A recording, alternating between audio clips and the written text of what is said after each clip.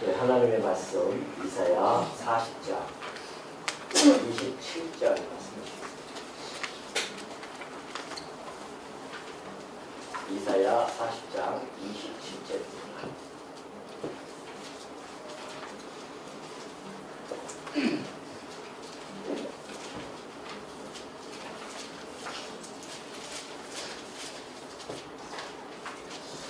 네, 다 찾으신 줄로 알고 공독해 드립니다.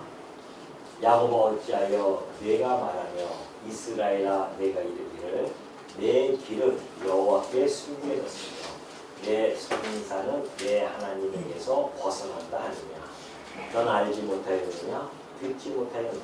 영원하신 하나님 곧 하나님 여호와 땅 끝까지 창조하신 이는 피곤하지 않으시며 곤비하지 않으시며 명철이 한이 없으시며 피곤한 자에게는 능력을 주시고 무능한 자에게는 힘을 더하시나니 소년이라도 피곤하며 곤비하며 장정이라도 넘어지며 쓰러지되 오직 여호와를 앙망하는 자는 새 힘을 얻으리니 독수리가 날개 치며 올라감 같은 것이요 다른 박질하여도 곤비하지 아니하고 걸어가도 피곤하지 아니하리로다. 아멘. 네, 올해부터는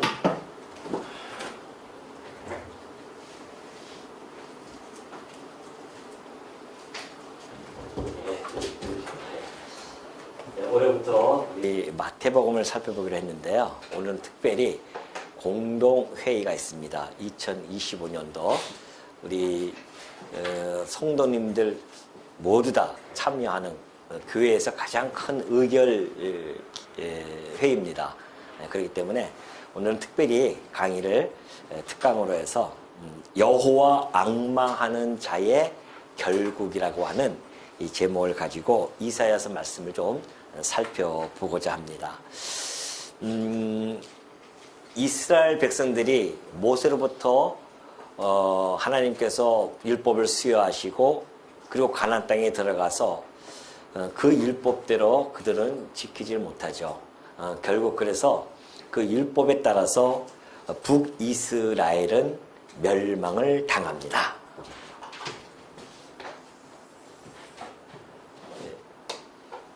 북이스라엘이죠. 북왕국.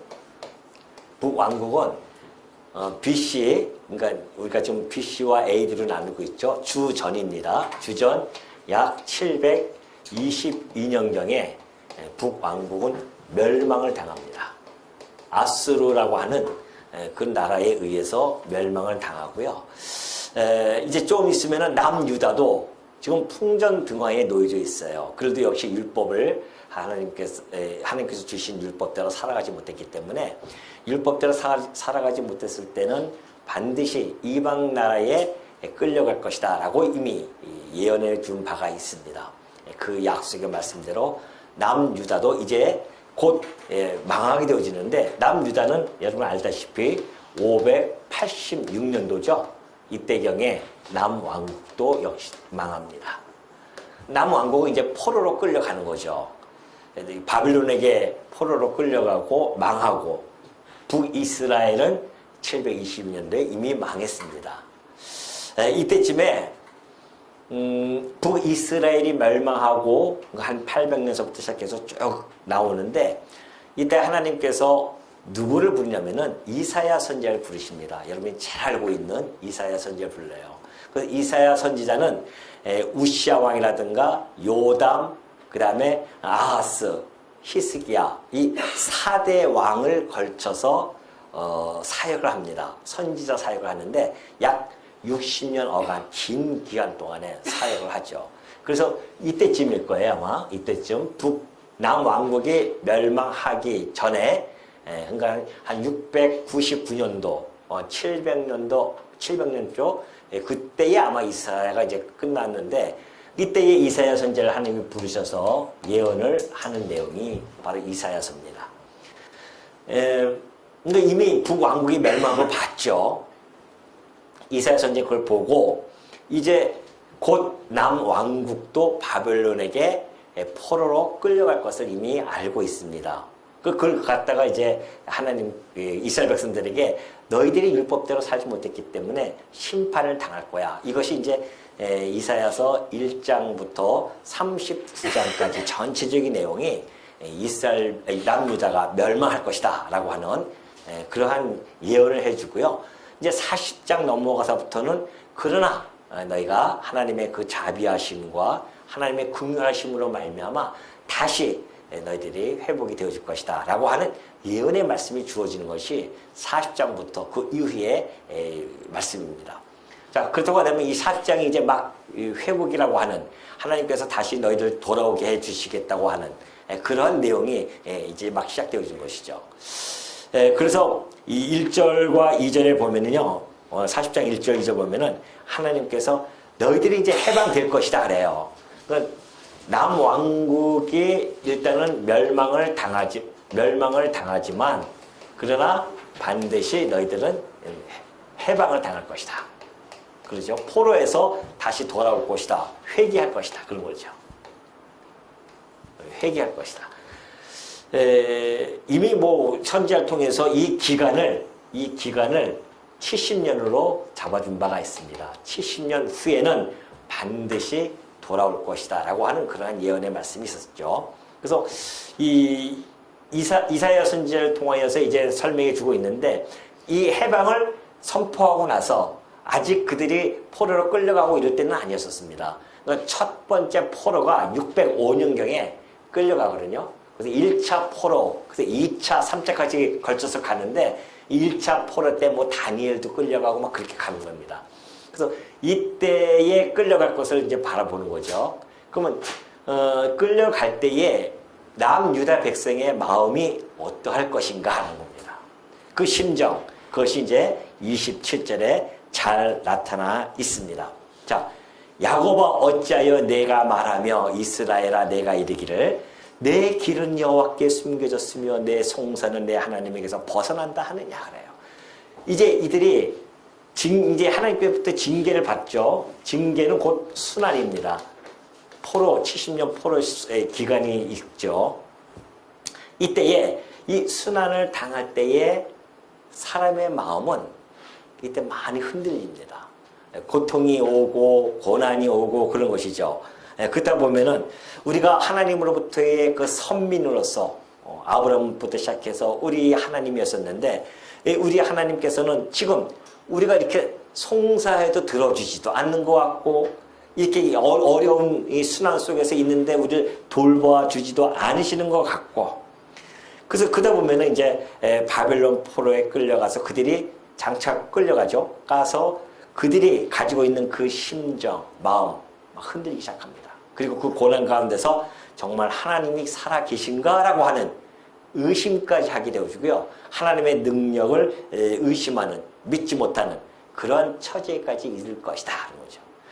물론 다 그렇습니다. 인간이 어떤 환경이 변화가 주어지는데 극심한 고통의 환경이 주어지면은 그 환경에 따라서 우리의 태도, 우리 삶의 태도가 많이 바뀌잖아요. 뭐 좋을 때야 뭐 다 좋죠. 그러나 극심한 어려움이 오면은 그때는 그 어려움 가운데 우리가 막 좌지우지 흔들리는 그런 모습을 보여줍니다. 그만큼 우리 인간들은 미약한 존재일 수밖에 없습니다. 비록 우리가 하나님을 아버지로 모시는 성도라 할지라도 하나님 백성이라 할지라도요. 세상의 불신자들과 그렇게 또 크게 다른 바 없이 막 행동할 때가 많이 있습니다.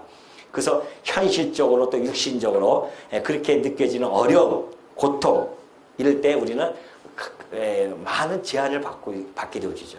우리 신앙에 대한 제한도 받게 되어지고 그러다 보니까 하나님께 기도했음에도 불구하고 응답도 없는 그런 현상이 하루하루 지나가게 되어지면은 내가 혹시 하나님에게 버림받은 건 아닌가 이런 그런 두려움, 고통이 이름할 수가 없습니다. 그러나 이스라엘 백성들이 이제 가서 그럴 거 아니겠습니까? 70년이라는 기간이 있음에도 불구하고 이들이 가서 아 정말 하나님 우리가 이렇게 고난 속에 있는데 우리 지금 돌보아 주고 계십니까? 아브라함과 이삭의 야곱의 하나님이 맞습니까? 하나님 살아 계십니까? 뭐 이러면서 막 괴로워하는 거죠. 그 의심을 해요. 순환을 하게 되지만 의심을 하게 되어집니다. 하나님에 대한 의심을 하게 되어지죠. 그게 이제 27절에 말씀하셨습니다. 내 길을 여호와께서 숨겨졌으며 내 송사는 내 하나님께서 벗어난다 하느냐. 그러니까 하나님께서 우리가 기도하고 간구해도 응답을 안 하는 것은 버려져 있기 때문에 그런 것이 아니라 그 응답의 때가 아직 이르지 않았다는 겁니다. 그러니까 이 사람들이 70년 동안 열심히 간구한다 할지라도 그 때가 아직 이르지 않으면 안 돼요. 70년이 돼야 그 응답이 이루어지는 겁니다. 그러니까 우리의 간구라고 하는 거, 성도의 간구는 그래서 오래 참음이 있어야 됩니다. 조급하면 안 돼요. 우리가 기도하고 나서는 곧바로 안 이루어진다고 막 조급할 것이 아니라 하나님의 응답의 때가 있을 것이다. 그러나 그 응답은 하나님의 뜻대로 간구할 때만이 그것이 이루어지는 겁니다. 우리 육신의 욕심을 따라서 간구하면은 하나님이 들어주지 않죠. 하나님의 뜻에 따라서 간구하는 자들, 하나님 70년 후에 우리를 포로에서 해방시켜 주신다고 하셨사오니 하나님 우리에게 이 기간이 되어지면 포로를 해방시켜 주십시오라고 하는 그 간구는 100% 어떻게 돼요? 응답이 있는 겁니다. 왜? 하나님이 약속을 했으니까. 그래서 이 27절에 보면 너희들이 이제 그렇게 되어질 것인데 그때에 그들에게 이 의심하는 자들에게 미리 이사야 선지자가 지금 위로해주고 힘을 북돋아 주는 겁니다. 너는 알지 못하였느냐? 듣지 못하였느냐? 영원하신 하나님 여호와 땅끝까지 창조하신 이는 피곤하지 아니하시며 곤비하지 아니하시며 명철이 한이 없으시며 피곤한 자에게는 능력을 주시며 무능한 자에게는 힘을 더하시나니 그래요. 우리 인간들이 자기가 곤비해지고 위축이 되어지고 쇠약해지면은 하나님도 혹시 그러지 않을까? 곤비하신가? 힘이 없으신가? 뭐 이렇게 하나님의 능력, 행하는 그 행사까지도 과소평가할 수가 있어요. 우리 인간들이 그렇습니다. 자기가 약해지면 약해질수록 하나님도 정말 그런 것인가 하면서 자기 선에서 판단하기 일쑤입니다. 예를 들어 볼까요? 우리 지금 창세기 공부하고 있지만 사라가 그러지 않았습니까? 사라 앞에 나타나서 내년 이맘때 아들을 내가 줄게 했더니만 웃어요. 내가 지금 90세가 되어졌고 이미 불임의 이 상태에서 어떻게 내가 아기를 가질 수 있습니까? 라고 웃어요. 그때 천사가 뭐라고 합니까? 너 왜 웃느냐 그러잖아요. 너 왜 웃느냐? 전능하신 하나님이 못할 것이 있겠느냐 그런 거예요. 전능하신 하나님이에요. 못할 게 무엇이 있겠습니까? 이 우주 만물을 무에서 유를 창조하시는 하나님이신데. 그러니까 우리가 이 사라처럼 그런 의심할 때도 있고요. 또 이스라엘 백성들도 마찬가지입니다. 이 애굽 땅에서 건져냈어요. 10가지 재앙을 전능하신 능력으로 다 보여줍니다. 그래서 건져냈더니만 광야 40년 동안 얼마나 하나님을 의심하고 원망하고 특히 이 가데스바네아 지역에서 이제 정탐꾼을 보냈더니만 정탐꾼이 와서 야 우리 큰일 났다. 우리 그 땅 참 우리 정복하지 못한다. 그러니까는 그 모든 백성이 원망하지 않습니까? 하나님의 능력을 완전히 무시해버린 거죠. 자기네들이 힘들다고 해서 하나님까지 어땠다고요? 여기 보니까는 곤비하시고 피곤하고 명철에 한이 있으신 분인가? 이러면서 이야기한단 말입니다. 그러니까는 이사야 선지자가 아니다. 여호와는 땅끝까지 창조하신 하나님이 아니라는 것이죠. 그러니까 이 말씀을 하기 전에 이미 12절부터 16절까지 하나님이 이 이스라엘 백성, 이 선민의 구원자 되시는 여호와께서는 바로 창조자다. 그래서 절대 권능을 가지고 계시다라는 것을 먼저 선포했어요. 그리고 27절이 넘어간 겁니다. 그렇기 때문에 그들에게 다시 한번 강조해주고 있는 것이죠. 그래서 하나님은 명철은 한이 없으셔요.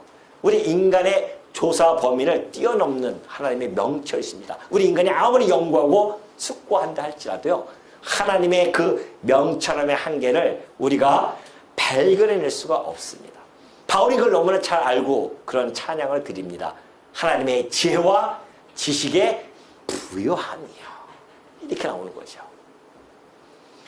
그러니까 여러분이 믿는 하나님, 곧 아버지, 우리 아버지신 하나님이 그렇게 시시한 분이 아닌 것을 여러분이 아셔야 됩니다. 전능자라는 겁니다. 그래서 하나님, 전능자는 곧 여호와, 언약대로 이루시는 자다라고 끊임없이 우리들에게 계시해 주는 것은 언약대로 이루시는 자가 곧 전능한 자이기 때문에 다 이루어 주신다. 그런 말씀을 지금 해가고 있죠. 그렇기 때문에 지금 이때가 잠시 하나님이 이스라엘 백성들, 유다 백성들 어떻게 해요? 외면하는 때입니다. 이때는 하나님께서 외면해요. 못 든 척하고 외면합니다. 그러나 그 이면에는 하나님의 크고 비밀한 일을 계획하고 계십니다. 그게 뭐예요? 이거예요. 하나님께서 이 남왕국 멸망 586년도에 예루살렘이 멸망을 시키지만은 그러나 그 이면에는 하나님이 다시 그들을 돌아와서 그 성전을 회복시키는 그런 크고 비밀한 일을 이미 다 계획하시고 시작을 하시는 분입니다. 우리 하나님의 명철함이 그렇게 한이 없으신 분이시죠. 그러니까 우리 성도들이 하나님의 그 섭리의 원리만 알게 되어지면요, 우리의 걱정하고 근심하고 염려할 것이 하나도 없습니다. 하나님의 섭리 방식이 그렇게 해오기 때문에 그래요. 우리 성도들에게도 역시 마찬가지입니다. 우리에게 고난을 줄 때는 우리에게 크고 비밀한 일을 이미 다 계획해놓고 그 고난 속에 집어넣는 겁니다. 그 고난을 견뎌내고 이길 수 있도록, 거기서 견뎌내고 이기면 결국은 마침내 그 크고 비밀한 일을 보여주심으로 말미암아 우리 입술에서 무엇을 하게 하기 위해서? 찬양을 하기 위해서, 하나님의 영광을 찬양하기 위해서 주시는 겁니다. 그런 분이 우리 하나님이세요. 그러니 30절 보면 그래요. 소년이라도 피곤하며 곤비하며 장정이라도 넘어지며 쓰러집니다. 우리 인간들은요, 유한적인 인간들입니다. 그래서 언제든지 우리는 약해 빠져가지고서는 쓰러질 수밖에 없는 존재들이죠. 피조물로서의 그 유한함을 우리는 늘 가지고 있습니다. 그렇기 때문에 하나님의 그 무한하신 전능하심을 깨닫는 자들은 비록 고난 속에 있다 할지라도 우리가 처한 그 상황에서도 역시 자신의 힘과 자신의 지혜를 찾고 거기서 의지하는 것이 아니라 오로지 하나님의 권능과 지혜를 의지하면서 살아가게 되는 겁니다. 그래서 40장이 터져나온 겁니다. 이게 31절이 오직, 자, 이 소년 또 장정 다 피곤하고 넘어져요. 인간들은 다. 그러나 오직 누구? 여호와를 앙망하는 자는 새 힘을 얻습니다. 이것이 우리들의 힘입니다.